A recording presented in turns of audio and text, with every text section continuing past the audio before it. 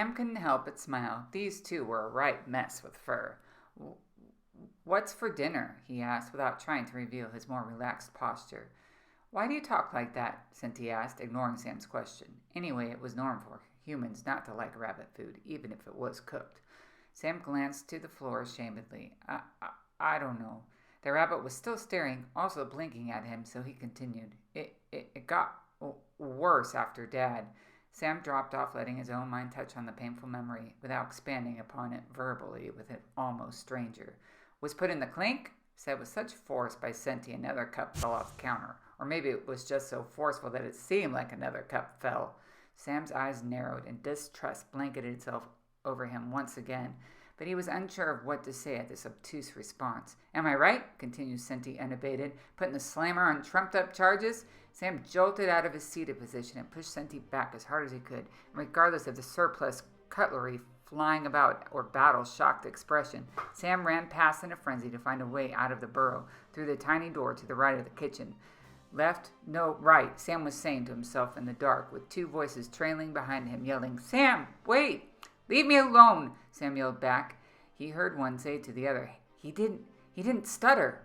Why were they so intrusive? Why were they so cruel and particular? These were the thoughts that were flooding Sam's mind as he scrambled around the halls of the dark and dirty burrow. He thought he felt something crawl on him in the dampness and brushed it off quickly, yelling behind again with heightened anger, "What is the way out of here?" He did it again. This was said with much delight amidst the huffing and puffing of the two fluffy-tailed animals who were hopping after Sam on all fours. "Ugh! Which is the way out?" But the further Sam went, the darker it got, and with the darkness, a mysterious fear crept in, totally unfamiliar to Sam. He began to forget the warmth of the fire, or the harmlessness of the rabbits that pulled him from the clutches of the blinder, who cared for him in the flickering light, preparing food and asking questions. Questions! Why were they such a threat? He ran on without any idea of where to go. Sam looked back suddenly with rapid breath after he could no longer hear their voices, but not with anger anymore, with fear, yes, even severe panic. The darkness had changed all that he remembered or knew of the circumstances that brought him there. The fog in his mind was as dense as the darkness around him, making sentience and battle no longer mere annoyances, but enemies. What is this place? Sam paused for a moment. Sam stood motionless for a moment, encapsulated with fear. No step in any direction seemed safe or realistic.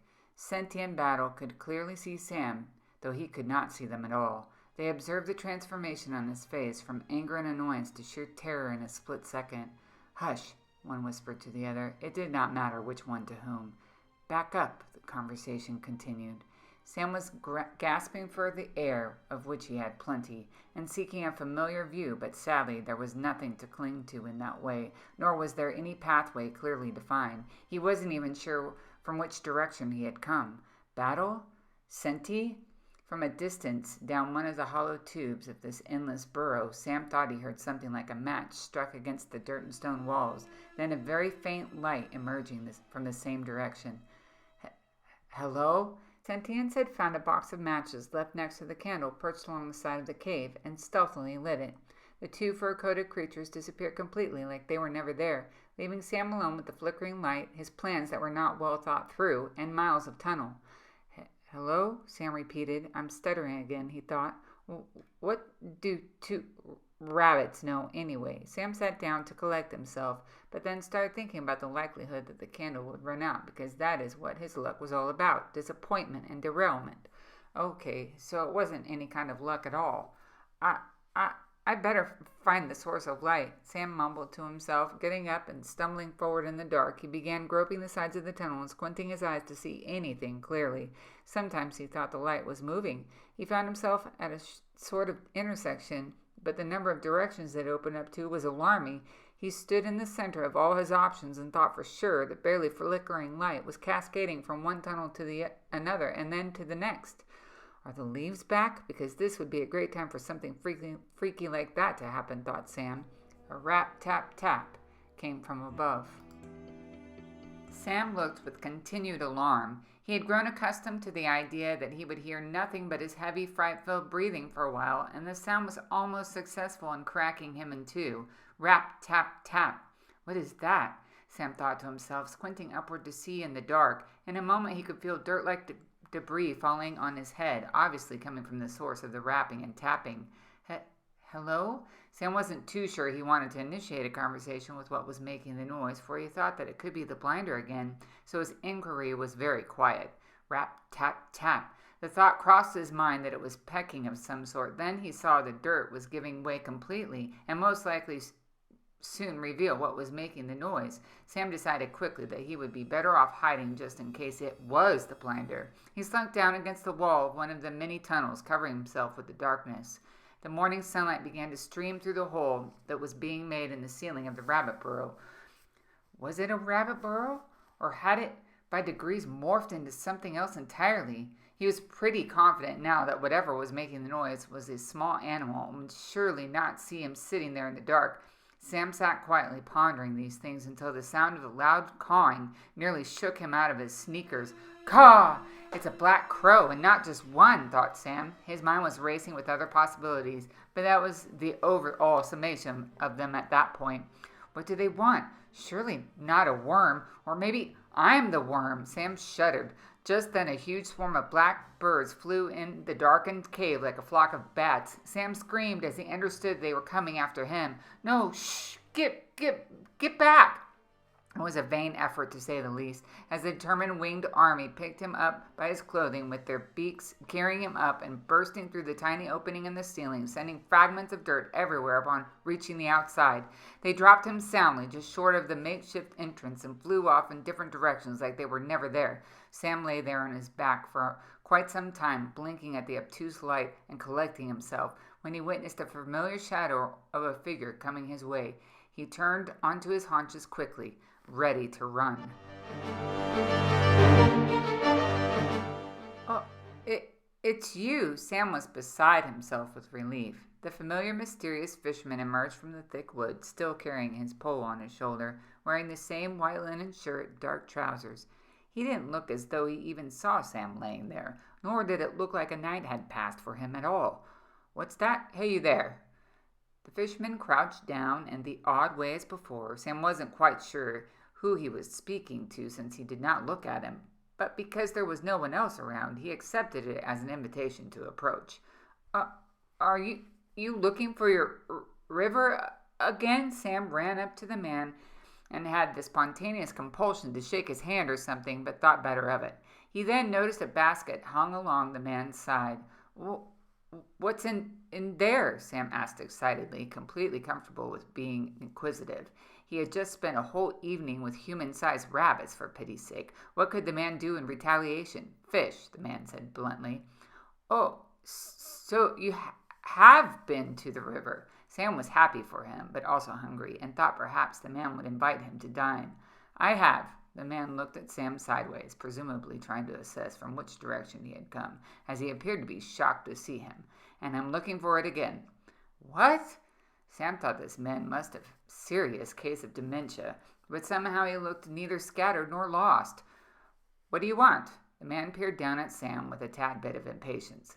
I thought you might have some food.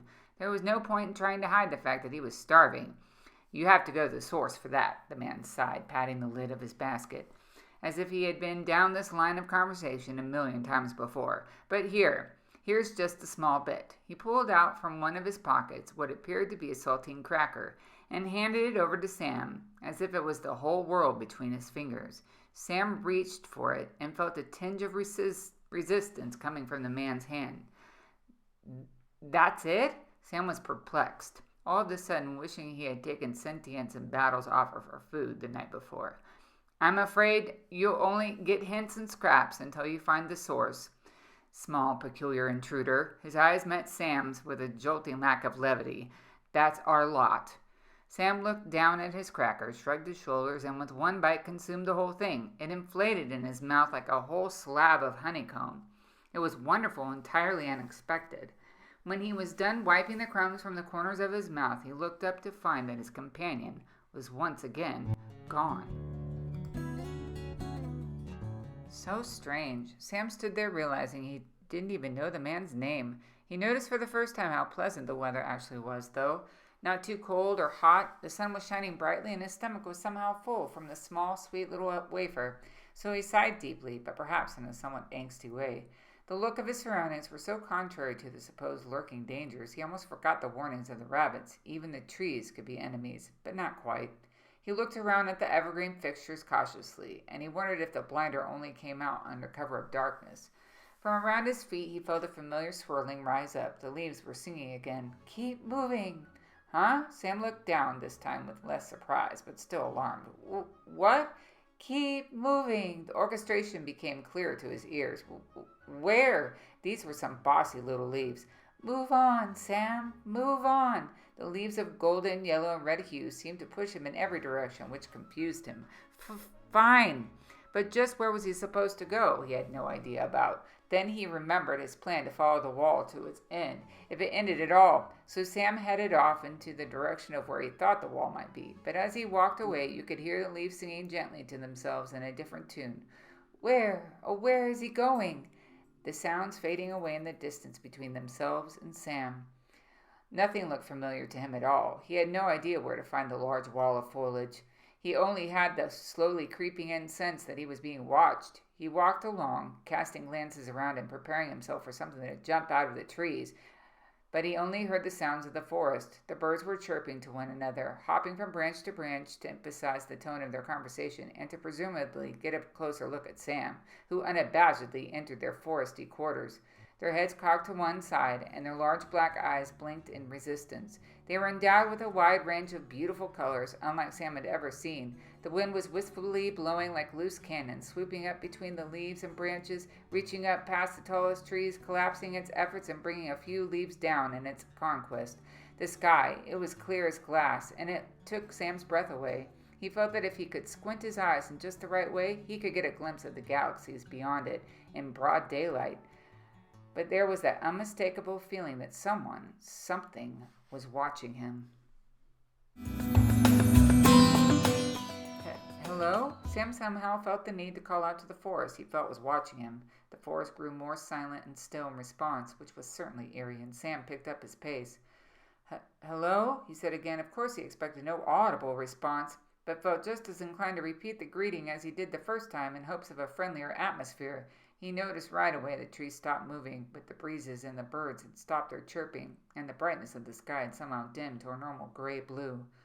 Crickle, crack, crack. Now that was an odd sound. Crickle, crickle, crack, crack. Is anyone there? Sam stopped his forward movement and to glance around him in a more thorough manner, just in case he had missed something with his earlier perusals. Crickle, crickle, crack, crack. With great alarm, Sam watched the trees transform right in front of him to large black fences, extending their branches like spiders' legs. Their branches had intertwined with each other as if they were barbed wire, and they turned as black as the inside of the rabbit tunnel. That's not good, Sam said to himself. The rabbits were not kidding. The trees reached across the path that he was on and blocked it, but not to the extent that a climb seemed insurmountable to his mind. But he would have to act fast. I'll try to climb over, he thought, and scrambled up the fence like branches that were moving quickly. He felt a branch grab his foot, and then another grabbed the other foot. Sam suddenly found himself hanging upside down from the branches, stuck. Now what? Sam hung there for a while with the blood rushing to his head. Consumed with panic, he kicked, tugged, and tried to scratch his way through the branches that were gripping his feet even tighter with every pull of resistance. He heaved a heavy sigh of defeat, tears streaming down his face. He hung there for a while, crying, desperate and ashamed. Through his blurred vision, he was aware that the trees were as black as ever, scary, domineering, uncaring, and immovable. But what could he do to change that? He pulled again, which resulted in nothing but a stiffening of the black branches. He screamed at the trees to let him loose, murmuring every manner of threat, from chopping them down to burning them leaf by leaf. Nothing. He wiped the tears from his eyes, took a deep breath, tried again to muster up more resistance, and finally began to swing himself in the branches, upside down, whimsically. It was the best kind of defiance. Stupid trees, he thought, might as well make the most of this. So in the shadows of the great branches, he silently won the battle over his mind. Hello? Could there be anyone around at all? The blackened trees uttered their retort with a rustle of dark leaves. The minutes crept by one to such an extent that alarm slowly began to creep in again, but not like before. Surely he wasn't going to be hanging there all night. He was hoping the blinder was not around. Hello?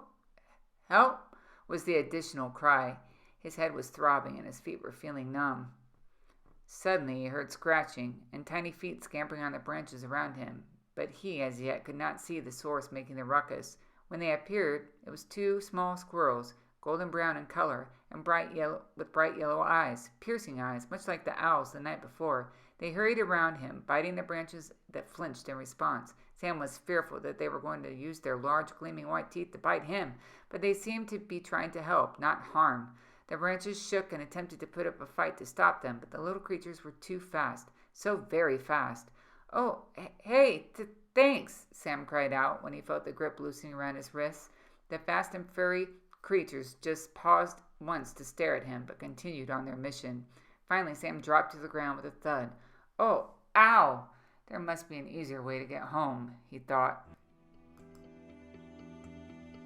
Yes, there has to be a better way. Sam thought about all the things that had happened since he had been in this weird and awful place.